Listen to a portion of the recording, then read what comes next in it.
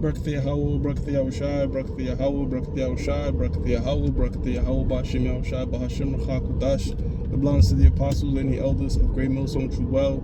Salutations to the hopeful elect out there, you Akim to Zadakim, that do this thing of the utmost truth and sincerity on the pre-Shaman. This week's topic is going to be entitled, Imagine You're the Last Person with This Truth. Okay?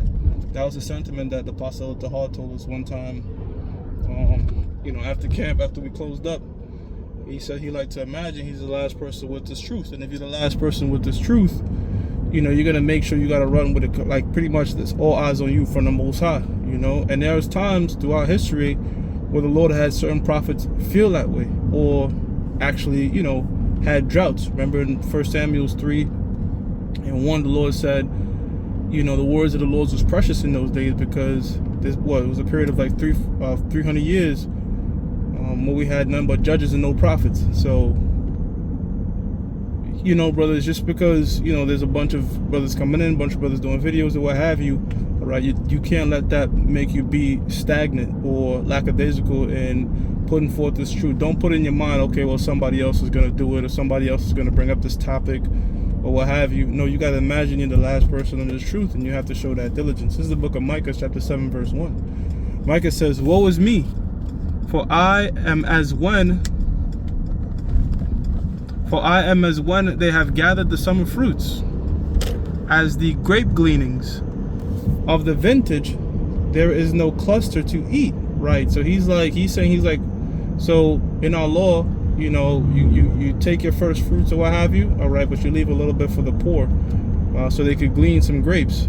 He's saying, look, I feel like I'm that little small cluster right now, meaning there's not much like me. There's no brothers around. It says, there is no cluster to eat. My soul desired the first ripe fruit. He was designed for other brothers like him, And look, there will come a time where we're going to feel that way. Lord willing, we remain in this truth and remain diligent. All right, when this shit gets shut down, internet gets shut down, there's no teaching, that family of the word comes. Who knows? They shut down telecommunications with the cyber security. You're not going to see brothers like that. It's going to be, it's going to be a blessing to really come across another brother.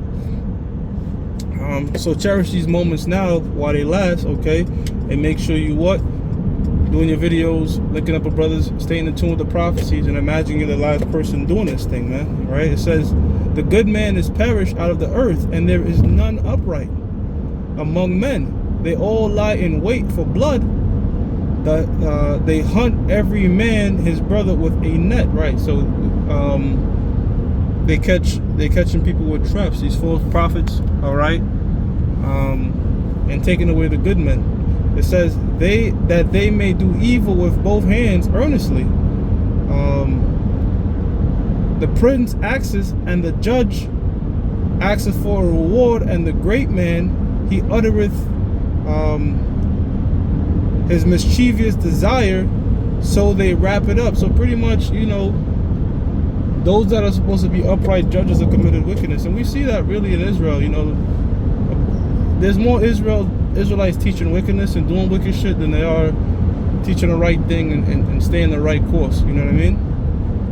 Look, it's good to wake up people up and let them know they're Israelites, all right? But it's more than just having the skin, all right? You have to have the breath, all right? The knowledge of understanding, all right? And to pervert that, it's like, man, you're doing really more harm than good than anything, because now that person has to get beat with more stripes, But yeah, you gotta hold yourself accountable, all right? The scriptures tell you not to put off the day of the Lord day by day, I told myself, I remember when I wasn't as diligent, I wasn't being as diligent. I said, damn, man, but how come I'm so diligent with the gym? I go in the gym, I write down everything I do, and I'm very routine with it. So I say, you know what? I'm gonna hold myself accountable. Anytime I go to the gym, I'm gonna do a show, because if I'm willing to wake up very early in the morning and put in the time and effort to get this workout in, all right, then how much more so the work of the Lord, So you could do things like that to hold yourself accountable. But the point is, brothers, we're in the end times. This is a very big year. Things are happening, all right? So much shit popping off. One of the biggest elections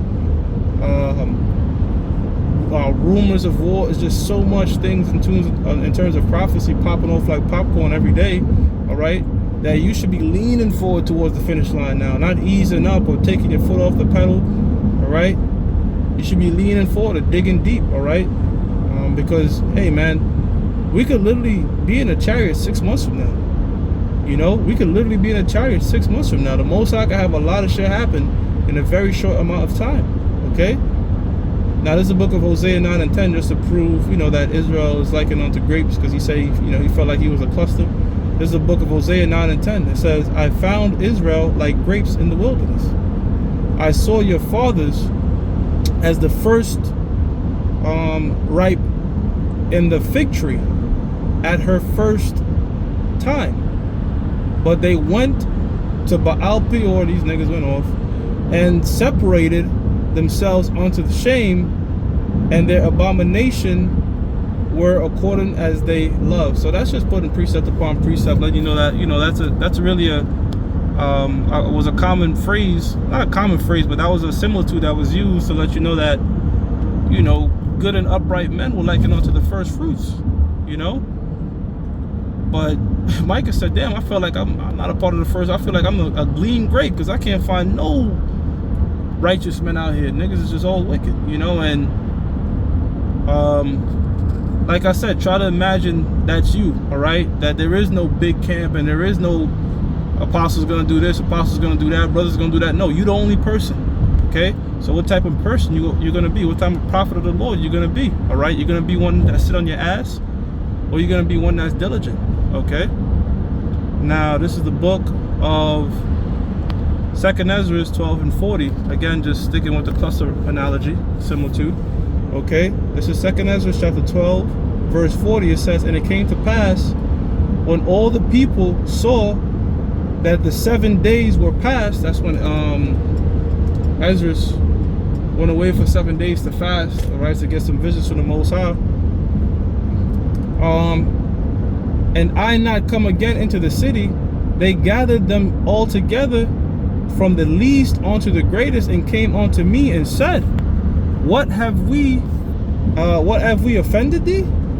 And what evil have we done against thee, that thou forsakest us and sittest here in this place? For all the prophets thou only art left us. So it was like, damn, Ezra, what the fuck? You know, did we offend you? You're like the only prophet we got left, man. But here's the comparison they use.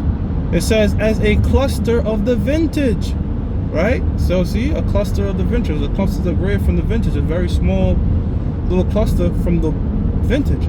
It says, and as a candle in the dark place. And that lets me think about the book of Zephaniah, when the Lord said, I'll put lamps in Jerusalem. All right, that also links to the prophets, okay? And as a haven or ship preserved from the tempest. So they were kind of shitting their pants, like, you know, when Ezra was gone. Because remember, when one went to inquire of the Lord, they went to seek the prophets, okay? So holding the office of a prophet is a very important lot, and we gotta remember that, man. You know, we gotta put that in our minds constantly. Like, yo, I got a pretty high fucking office, man, and with huge responsibilities, okay? And you know, nobody should be holding your hand and telling you this. You know, we do these videos, you know, but you know, nobody should be really holding your hand, trying to, you know, the apostles shouldn't be having to tell brothers, look, you have to put up videos, is what I'm getting at. You know, you should just earnestly want to do that if you truly believe. This is the book of Romans 14 and 5. It says, one man esteemeth one day above another, another esteemeth every day alike. Let every man be fully persuaded in his own mind. So if you truly believe that, you know, all hell is going to break loose, this RFID microchip is coming, World War III is going to happen, all right, you're going to try to save your ass. You know, you're going to be putting this truth at the forefront. If you truly believe, Scripture says in the book of Philippians chapter 2 verse 12, it says, wherefore, my beloved, as ye have always obeyed, not as in my presence only, right? Not when I'm looking around, not when I'm in your presence, all right? It says, but now much more in my absence. So it's like, you got to really go harder even when I'm not around. It says, work out your own salvation with fear and trembling, right? So that's that same sort of spirit and idea that the Apostle of Tahal was talking about, man. Like, look, just imagine you're the last person with this thing trying to save yourself. You know, would you be caught up in the world or let the cares of the world distract you and shit like that? No, you'll be busting your ass trying to make sure that you get right with the Most High and being diligent. Okay? So with that, I hope brothers are edified. I'm going to give all praises to Yahweh, Ba'ashim Yahweh Shah, Ba'ashim Rakha Kodash, that belongs to the apostles and the elders of Great Millstone True Well. Salutations to the hopeful elect out there, you Akim to Sadakim that do this thing in the most truth and sincerity. Shalom.